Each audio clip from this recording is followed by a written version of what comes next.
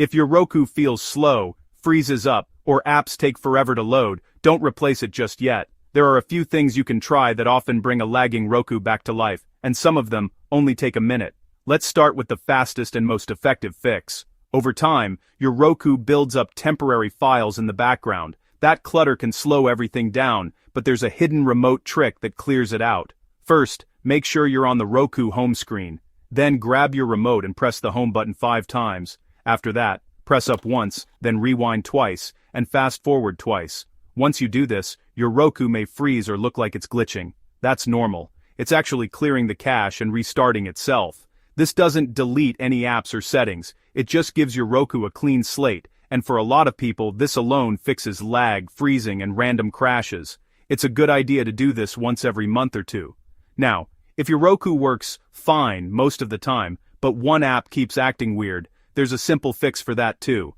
Highlight the app that's causing problems and press the star button on your remote. First, check for updates.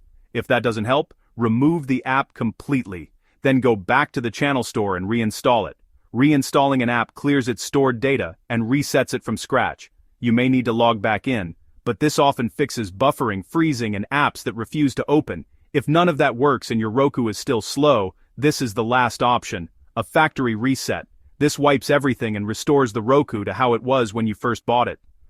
Go into Settings, then System, then Advanced System Settings, and choose Factory Reset. Roku will ask you to enter a code to confirm, because this step erases all apps, accounts, and settings. Once the reset starts, your Roku will reboot, and you'll need to set it up again from scratch.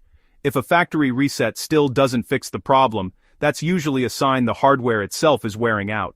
At that point, replacing the Roku may be the only real solution. The good news is, newer Roku devices are faster and fairly affordable. If this helped fix your Roku, make sure to like the video and subscribe for more quick tech fixes that actually work.